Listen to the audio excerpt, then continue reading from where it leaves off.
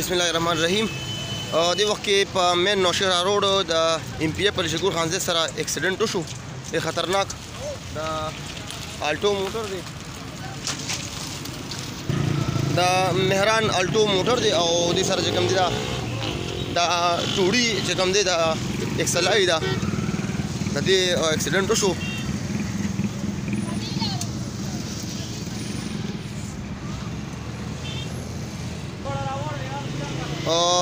د دې ځایي خلکو وینا ده چې په الټو کې چې کوم کسان وو هغه په مکمل توګه باندې زخمیان شوي دي. معلومات کوو دلته کې دې وخت سره چې کوم دی مین نوشهره روډ ایم پی اے په شکور خان ځای سره چې کوم دی اکسیډنټ وشو د الټو او دې سره د اکسلای.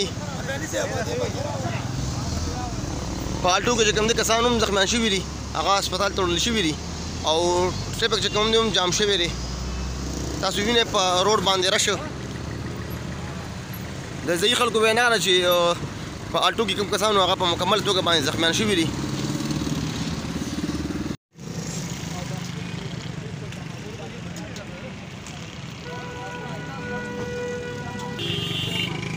دې وخت سره په مین نوشهره روډ ایم پی اے په شکور خانزه سره چې کوم دی یو خطرناک اکسیډنټ وشو.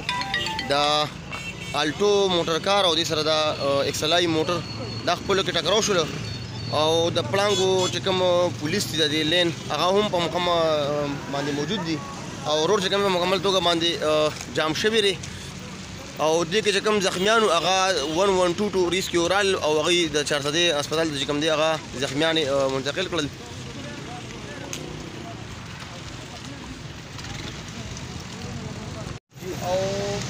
چې اکسیډنټ وشو زه په باتروم کې اودس مې کوو، ځان مې تیارو د مانځه لپاره نه زه دستۍ کې رالم خو هغې د دې ځای نه زخمیان اوچت کړل. ټول دا روډ کلیر کوو.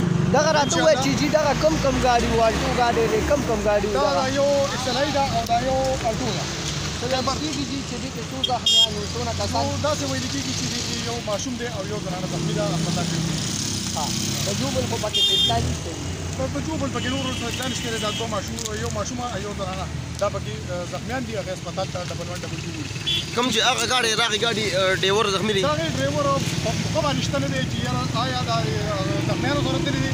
اوس به معلومات کوو چې دا روډ کلیر شي انشاءالله.